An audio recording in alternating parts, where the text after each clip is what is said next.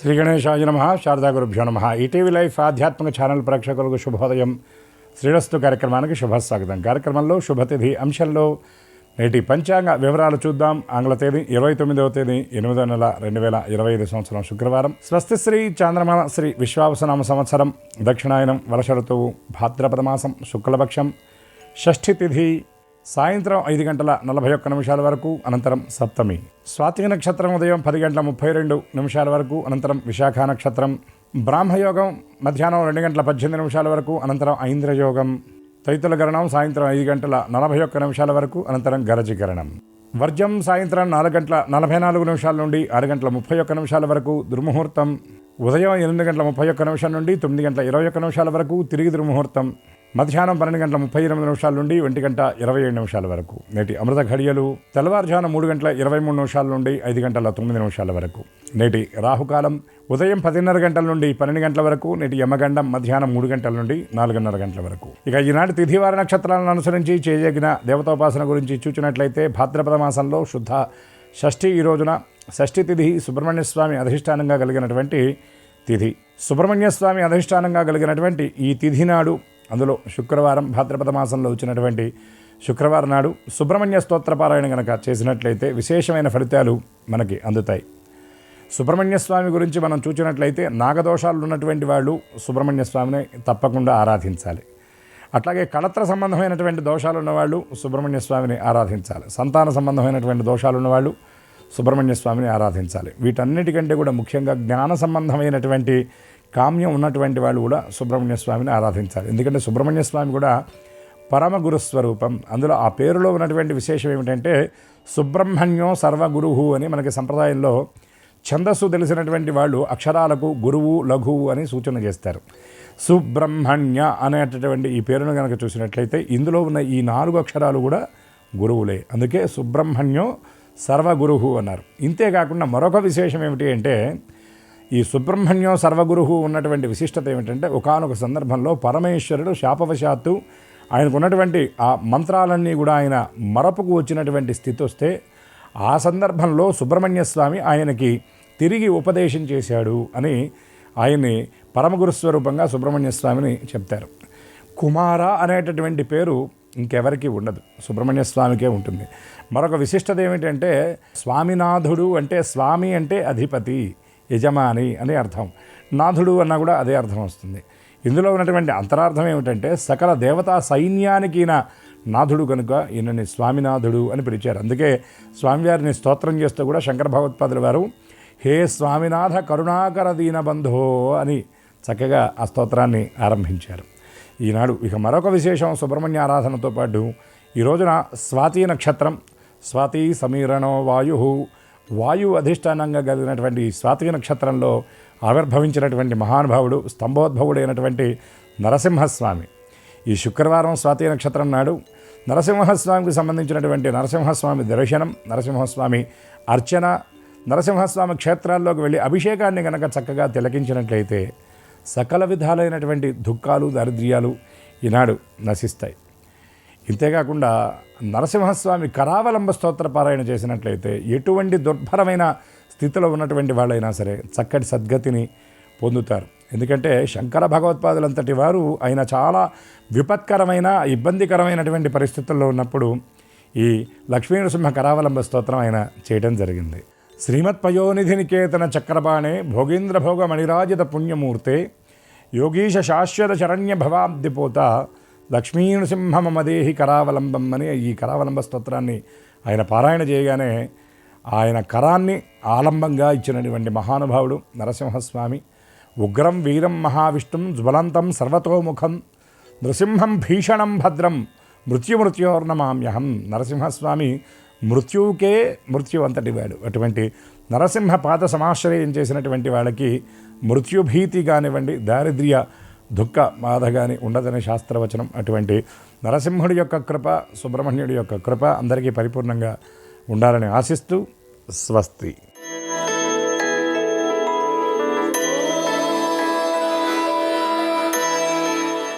ETV life ఆధ్యాత్మిక channel ప్రేక్షకులందరికీ నమస్కారం.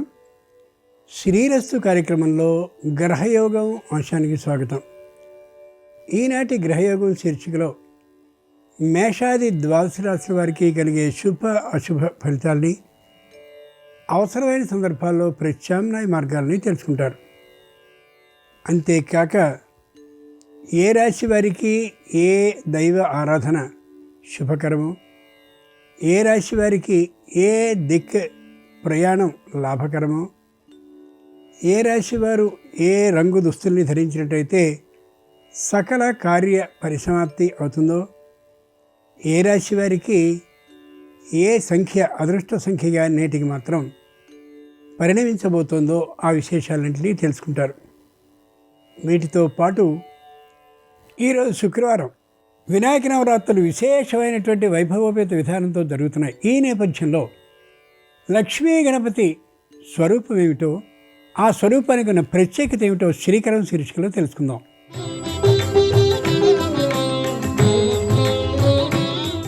గణపతి దివ్య అనుగ్రహకారక శక్తి స్వరూపుడు.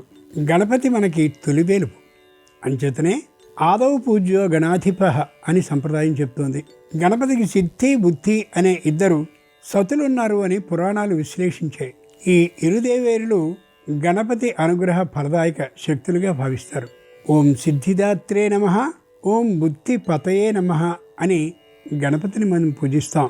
గణపతిని సిద్ధి గణపతి, అలాగే బుద్ధిపతి అని గణేశ పురాణం ప్రస్తావించింది. ఇరుదేవరులతో కూడుకున్న ఆనందమయ గణేశ స్వరూపమే లక్ష్మీ గణపతి ఆకృతి. ఏ వ్యవహారమైన ఆటంకాలని దాటి విజయ ఫలసిద్ధి చేకూర్చాలి అంటే ఉపకరించే గణేశ శక్తి లక్ష్మీ గణపతి రూపం. సిద్ధితత్వమే నిజమైనటువంటి సంపద. ఆ సిద్ధితత్వాన్ని సిద్ధలక్ష్మిగా మనం ఉపాసన చేస్తాం. ఆధ్యాత్మిక సాధన ద్వారా సాధకులు సిద్ధిని పొందేందుకు ఇది ఒక ఉపాయం. ఆపై బుద్ధి వికాసం జరిగి హృదయ ఆలయంలో భగవత్ చైతన్యాన్ని దర్శించగలుగుతారు సాధకులు. హృదయ పీఠం మీద సాధనా పటిమకు ఉన్న ఈ సిద్ధి బుద్ధి సమేతమైన గణేశుణ్ణి హృదయంలో ప్రతిష్ఠించుకోవడం ఏదుందో అదే లక్ష్మీ గణపతి దర్శనం అంటే. గణపతి నవరాత్రాల్లో లక్ష్మీ గణపతి ఆరాధన సకల సంపదల్ని, అంతేకాక ఆరోగ్య అభివృద్ధిని కలిగిస్తుంది. ముందుగా నేటి పంచాంగం. ఈరోజు శుద్ధ షష్ఠి, శుక్రవారం.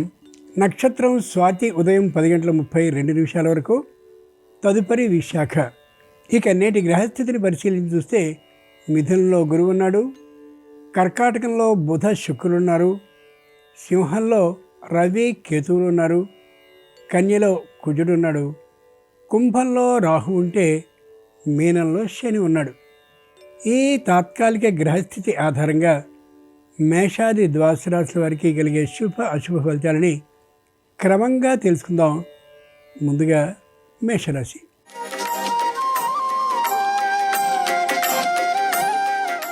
ఈరోజు మేషరాశి వారి ఫలితాలని పరిశీలించి చూస్తే ప్రతి విషయంలోనూ విజయం తప్పక లభిస్తుంది.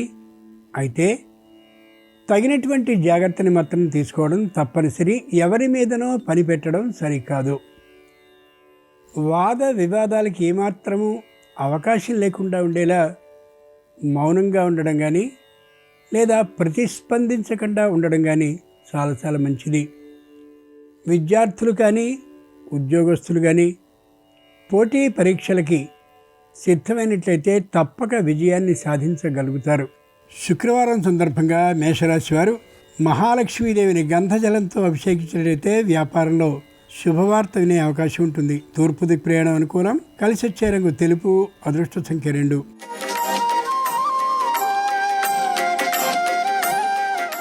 ఈరోజు వృషభ రాశి వారి ఫలితాలని పరిశీలించి చూస్తే మంచి రచనా వ్యాసంగం కలిగినటువంటి వారికి, అలాగే వినోద రంగానికి చెందిన వారికి, ఇంకా ఇతరమైనటువంటి కళాత్మక దృష్టి ఉన్నటువంటి వారికి విశేషమైనటువంటి పురస్కార లాభానికి అవకాశం ఉంది. ఎవరితోనైనా మాట్లాడేటటువంటి సందర్భంలో ఉన్నదన్నట్టుగా చెప్పడం కంటే కొద్ది లౌక్య ప్రదర్శనాన్ని చేయడం అవసరం. శుక్రవారం సందర్భంగా వృషభ రాశి వారు ధనలక్ష్మీదేవిని ఆవు పాలతో అభిషేకించినట్లయితే ఆకస్మిక ధనలాభానికి అవకాశం ఉంటుంది. ఈశాన్య దిక్ ప్రయాణం అనుకూలం. కలిసి వచ్చే రంగు ఎరుపు. అదృష్ట సంఖ్య 4.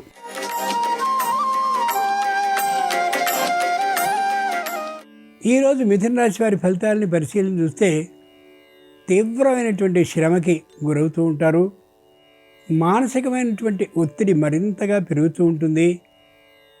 ఇంటికి భర్తకు సంబంధించిన లేదా భార్యకు సంబంధించిన చుట్టాల రాక ఉండే అవకాశం ఉంది. ఆ కారణంగా శారీరకమైనటువంటి వారికి చేయవలసిన చాకరీలకు సంబంధించిన ఆ శక్తిని ఖచ్చితంగా కలిగి ఉండడం అవసరం. తగుమాత్రపు ఔషధ సేవని చేసుకోవలసి వస్తే చేసుకుంటూ ఉండడం కూడా ఉత్తమం. శుక్రవారం సందర్భంగా మిథున రాశి వారు వరలక్ష్మీదేవిని పంచవిధాలైన పుష్పాలతో అర్చించినట్లయితే శుభవార్తను వినే అవకాశం మెండుగా ఉంటుంది. దక్షిణ దిక్ ప్రయాణం అనుకూలం. కలిసి వచ్చే రంగు పసుపచ్చన. అదృష్ట సంఖ్య 9.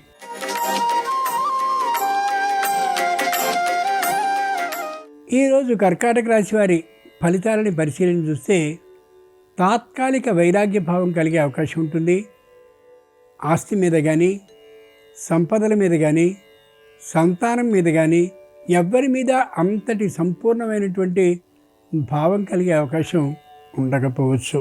బాగా సొమ్మున్నప్పటికీ కూడా ఎక్కడో వ్యాపారంలో పెట్టుబడి పెట్టడం, లాభాల కోసం ఆలోచించడం వంటి ఊహలే ఏమాత్రం ఉండవు.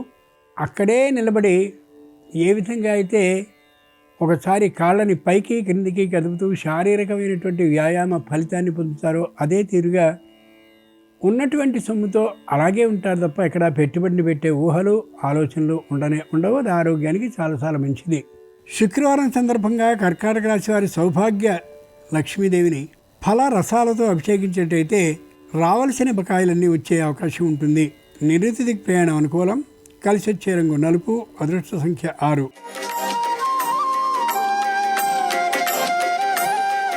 ఈరోజు సింహరాశి వారి ఫలితాలను పరిశీలన చూస్తే ఇంతకు ముందు వ్యాపారపు లావాదేవీల్లో చేసినటువంటి తప్పుల్ని స్వయంగా వారే గుర్తించి వాటిని సరిదిద్దుకునేటటువంటి దృఢమైన ఆలోచనతో ఉండి ఆ రంగంలో నైపుణ్యం కలిగినటువంటి వారితో సంప్రదింపులు చేస్తూ ఉంటారు. కుటుంబంలో అన్యోన్యతాభావం చాలా చక్కగా ఉంటుంది. సంతానం మాత్రం కాస్త వ్యతిరేకించేటువంటి అభిప్రాయం ఉన్నప్పటికీ కూడా అది శృతి మించే విధానం ఉండకపోవచ్చు. శుక్రవారం సందర్భంగా సింహరాశి వారు వైభవలక్ష్మీదేవిని పూజించి ముఖ్యంగా కుంకుమార్చనని చేసి ఆయన్ను ప్రసన్నుని చేసుకున్నట్లయితే ఉద్యోగ ప్రాప్తికి అవకాశం ఉండొచ్చు. పశ్చిమ దిక్ ప్రయాణం అనుకూలం. కలిసి వచ్చే రంగు నీలం. అదృష్ట సంఖ్య 7.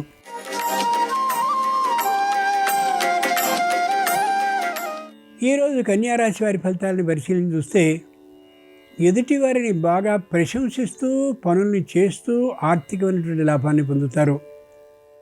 దూరభార ప్రయాణాలని ఏమాత్రమూ విడవకుండా ఆర్థికమైన లాభం కోసం ప్రయాణిస్తూనే ఉంటారు. శారీరకమైనటువంటి ఆరోగ్యంతో అనుకూలించకపోయినప్పటికీ కూడా ఆర్థిక లాభం కోసమని దూరభార ప్రయాణాలను చేస్తూనే ఉంటారు. ముఖ్యంగా స్వయంగా వాహనాన్ని నడిపే విషయంలోనూ వాహనం మీద ప్రయాణించేటటువంటి సందర్భంలో కూడా తగినటువంటి భద్రతా ప్రమాణాలని పాటించడం అత్యవసరం. శుక్రవారం సందర్భంగా కన్యారాశి వారు గజలక్ష్మీదేవిని పసుపుతో అర్చించినట్లయితే నూతన ఉద్యోగంలో భద్రత సిద్ధిస్తుంది. వాయవ్య దిక్ ప్రయాణం అనుకూలం. కలిసి వచ్చే రంగు ఆకుపచ్చన. అదృష్ట సంఖ్య 8.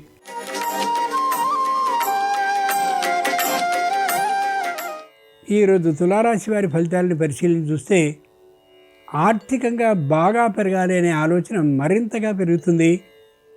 అయితే ధర్మబద్ధమైనటువంటి ఆదాయం కోసమే ప్రయత్నాన్ని చేస్తారు తప్ప అధర్మమయమైనటువంటి వ్యాపారం చేయడం మరోటి చేయరు. ఇది చెప్పుకోదగ్గటువంటి అంశం. నూతనంగా కడుతున్న లేదా కట్టిన ఇంటిని సొంతం చేసుకునేటటువంటి సందర్భంలో తగినటువంటి ఆదాయం కోసమనే ప్రయత్నాన్ని చేస్తారు. అశ్రమంగా ఆదాయం దొరికే అవకాశం ఉంటుంది. శుక్రవారం సందర్భంగా తులారాశి వారి సంతాన లక్ష్మీదేవిని శుద్ధ జలాలతో అభిషేకించినట్టయితే సంతాన ప్రాప్తి సూచన కలుగుతుంది. ఉత్తర దిక్ ప్రయాణం అనుకూలం. కలిసి వచ్చే రంగు పసుపచ్చన. అదృష్ట సంఖ్య 5.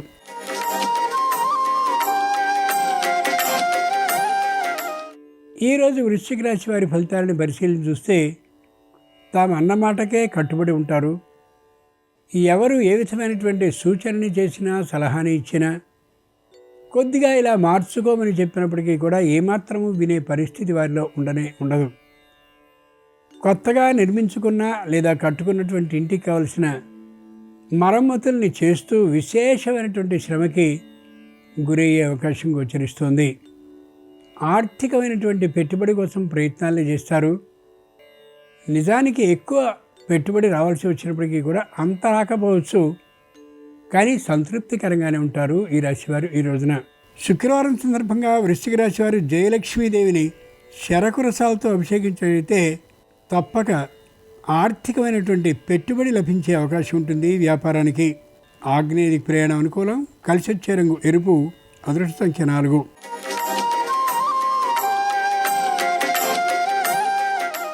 ఈరోజు ధనురాశి వారి ఫలితాలని పరిశీలన చూస్తే అనవసరమైనటువంటి ఆలోచనల్ని పుష్కలంగా చేస్తారు. ఏ ప్రయత్నము కూడా విజయవంతం అయ్యే అవకాశం ఉండకపోవచ్చు. ఆ లేకపోవడానికి కారణం తమది కాదు అన్నటువంటి తీరులో ఉంటారు. సరైనటువంటి ప్రయత్నాన్నే కానీ చేసినట్లయితే తప్పక సిద్ధిస్తుందనే ఆ మాటని అంగీకరించరు. ప్రతి విషయంలోనూ కూడా ఎదుటివారి మాటని ఖండించడమే ధ్యేయంగా ఉంటారు. కొన్ని సందర్భాల్లో మంచి ఇబ్బందులకి గురయ్యే అవకాశం కూడా ఉండొచ్చు. శుక్రవారం సందర్భంగా ధనురాశి వారి శ్రీలక్ష్మీదేవిని పంచామృతాలతో అభిషేకించినట్టయితే నూతన భూ లాభానికి అవకాశం ఉంటుంది.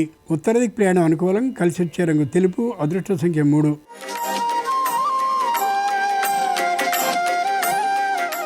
ఈరోజు మకర రాశి వారి ఫలితాలని పరిశీలించి చూస్తే పూర్వం జరిగినటువంటి పొరపాట్లన్నింటినీ ఒకటికొకటి చొప్పున ఓ చోట నమోదు చేసుకుని కనిపిస్తారు. అయినప్పటికీ కూడా మార్పు అంతగా ఉండే అవకాశం లేకపోవచ్చు. వ్యాపారం మధ్యమంగానే ఉంటుంది, విశేషంగా ఉండే అవకాశం లేదు. సంతానంతో వచ్చేటటువంటి చిన్నమైనటువంటి పేచీలు మానసికంగా విపరీతంగా బరువుగా అనిపించి చేస్తున్న పని మీద ఏకాగ్రతాభావం ఉండకపోవచ్చు. శుక్రవారం సందర్భంగా మకర రాశి వారు విద్యాలక్ష్మీదేవిని పూజించి పరిమళ జలాలతో అభిషేకించినట్టయితే ఆరోగ్యం కుదుట పడుతుంది. తూర్పు దిక్కు ప్రయాణం అనుకూలం. కలిసి వచ్చే రంగు నలుపు. అదృష్ట సంఖ్య 8.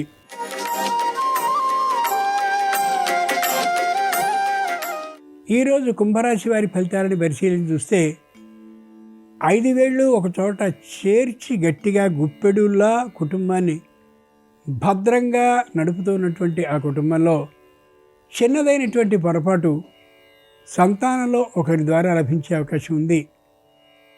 పొరుగు ప్రదేశానికి వెళ్ళి ఉద్యోగాన్ని చేయాలని లేదా పొరుగు ప్రదేశంలో వ్యాపారాన్ని ప్రారంభించాలని మొండి పట్టుదలతో ఉండే అవకాశం గోచరిస్తుంది. కుటుంబ సభ్యులందరూ కూడా ఆ మొండితనం అతనికి తగ్గిన తర్వాత ఆ మీదట ప్రయత్నాన్ని కానీ చేసినట్లయితే తప్పక లొంగే అవకాశం వీరందరి కారణంగా ఉంటుంది.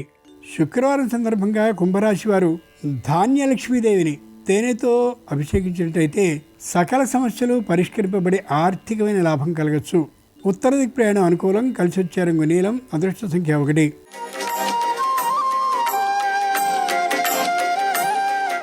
ఈరోజు మీనరాశి వారి ఫలితాలని పరిశీలించి చూస్తే అనుకోకుండా వ్యాపారం బాగా పెరిగేటటువంటి అనేకులతో సంబంధం ఏర్పడుతుంది.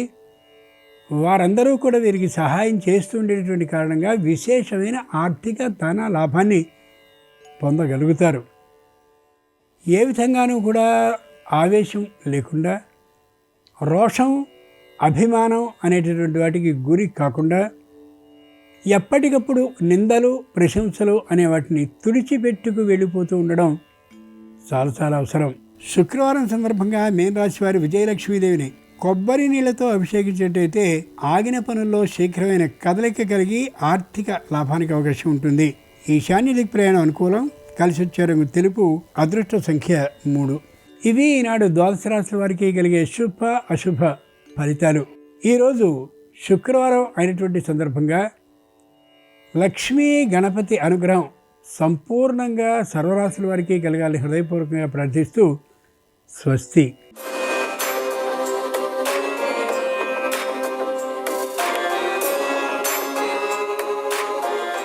నమస్కారం.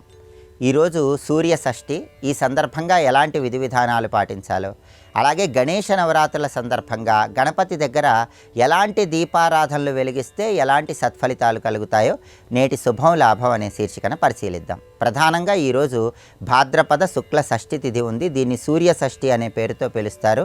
ఈ సందర్భంగా సూర్యుడికి సంబంధించిన 12 నామాలు మిత్ర, రవి, ఖగ, సూర్య, భాను, పూష, హిరణ్యగర్భ, మరీచి, ఆదిత్య, సవిత్రు, అర్క, భాస్కర ఈ నామాలు చదువుకుంటే సూర్యుడి అనుగ్రహం వల్ల సమస్త శుభాలు చేకూరతాయి. గణేష నవరాత్రుల్లో గణపతి దగ్గర ప్రత్యేకమైన దీపారాధనలు చేస్తే ప్రత్యేకమైన ప్రయోజనాలు చేకూరతాయి. గణేష నవరాత్రుల సందర్భంగా ఆవు నెయ్యితో దీపారాధన చేస్తే సుఖము, శాంతి లభిస్తాయి. శుభ కార్యక్రమాలు దిగ్విజయంగా పూర్తి చేసుకోవచ్చు. నువ్వుల నూనెతో గణేష నవరాత్రుల్లో గణపతి దగ్గర దీపారాధన చేస్తే ఉదర సంబంధ అనారోగ్య సమస్యల తీవ్రతను తగ్గింపజేసుకోవచ్చు. రకరకాల కష్టాలలో చక్కటి పరిష్కార మార్గాలు లభిస్తాయి. ఆర్థికపరమైన ఇబ్బందులు ఎక్కువగా ఉన్నవాళ్ళు ఆర్థిక ఇబ్బందులు తొలగింపజేసుకోవాలన్నా, ఆదాయ మార్గాలు పెరగాలన్నా, వృధా ఖర్చుల తీవ్రతను తగ్గింపజేసుకోవాలన్నా విప్ప నూనెతో గణపతి దగ్గర ఈ నవరాత్రుల్లో దీపారాధన చేయాలి. అలాగే తీవ్రమైన కష్టం ఉన్నవాళ్ళు ఆ కష్టానికి చక్కటి పరిష్కార మార్గం లభించాలన్నా, ఆ కష్టం నుంచి బయటపడాలన్నా గణేష నవరాత్రుల్లో సాయంకాలం 6 గంటల నుంచి 6 గంటల 30 నిమిషాల మధ్యలో గానుగ నూనెతో గణపతి దగ్గర దీపారాధన చేయాలి. అలాగే ఏదైనా మంత్రజపం చేసుకునే వాళ్ళు మంత్రసిద్ధి తొందరగా లభించాలంటే ముత్యాల నూనెతో గణపతి దగ్గర నవరాత్రుల్లో దీపారాధన చేయాలి. అలాగే వ్యాపారాలు చేసుకునే వాళ్ళు వ్యాపార పరంగా మంచి పురోభివృద్ధి లభించాలంటే, వ్యాపారంలో అత్యున్నత స్థాయికి ఎదగాలంటే తెన్న చెట్టు నూనెతో నవరాత్రుల్లో గణపతి దగ్గర దీపారాధన చేయాలి. దీర్ఘకాలిక అనారోగ్య సమస్యలు ఉన్నవాళ్ళు దీర్ఘకాలిక అనారోగ్య సమస్యల నుంచి బయటపడాలంటే పిప్పళ్ళ నూనెతో నవరాత్రుల్లో గణపతి దగ్గర దీపారాధన చేయాలి. అలాగే ఇంట్లో శుభ కార్యక్రమాలకు అవసరమైన ధనం కోసం ప్రయత్నిస్తూ ఉన్నట్లయితే శుభకార్యక్రమ నిమిత్తమై కావలసిన ధనం లభించాలంటే నవరాత్రుల్లో గణపతి దగ్గర కొబ్బరి నూనెతో దీపారాధన చేయాలి. ఇలా ఒక్కొక్క నూనెతో గణపతి దగ్గర దీపారాధన చేస్తే ఒక్కొక్క రకమైనటువంటి ప్రయోజనాన్ని సిద్ధింపజేసుకోవచ్చు.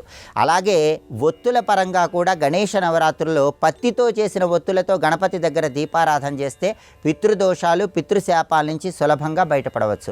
తామర ఒత్తులతో గణపతి దగ్గర దీపారాధన చేస్తే ఆకస్మిక ధనప్రాప్తి యోగాన్ని సిద్ధింపజేసుకోవచ్చు. జిల్లేడు ఒత్తులతో దీపారాధన చేయడం ద్వారా దృష్టి దోషాలు, శత్రుబాధలు అన్నీ తొలగింపజేసుకోవచ్చు. గృహంలో నకారాత్మక శక్తులు తొలగింపజేసుకోవచ్చు. అలాగే ఒక కొత్త తెల్లటి వస్త్రాన్ని తీసుకొని దాన్ని ముక్కలుగా చేసి వాటినే ఒత్తులుగా చేసి పన్నీరులో తడిపి ఆ ఒత్తులతో దీపారాధన చేస్తే రకరకాల మార్గాల్లో ధన ఆదాయాన్ని పెంపొందింపజేసుకోవచ్చు. ఇలా గణపతి దగ్గర ఒక్కొక్క రకం ఒత్తులతో దీపారాధన చేయడం ద్వారా గణేష నవరాత్రుల్లో ఒక్కొక్క రకమైనటువంటి ప్రయోజనాన్ని సిద్ధింపజేసుకోవచ్చు. కాబట్టి గణేష నవరాత్రుల సందర్భంగా ప్రత్యేకమైన నూనెలతో గణపతి దగ్గర దీపారాధనలు చేయండి. ప్రత్యేకమైన ఒత్తులు వేసి గణపతి దగ్గర దీపారాధనలు చేయండి. సమస్త శుభాలను సిద్ధింపజేసుకోండి. అలాగే గణేష నవరాత్రుల్లో వచ్చే శనివారం సందర్భంగా శని దోషాలు తొలగింపజేసుకోవటానికి, కార్యసిద్ధికి గణపతిని ఎలా పూజించాలో, అన్ని సమస్యలు అధిగమించడానికి గణేష నవరాత్రుల్లో పాటించాల్సిన ముఖ్యమైన పరిహారాలేంటో రేపటి శుభం లాభం అనే శీర్షికన పరిశీలిద్దాం. నమస్కారం. ఈ కార్యక్రమాన్ని తిరిగి చూడాలనుకుంటే www.youtube.com/ETV Life Spiritual లో చూడవచ్చు.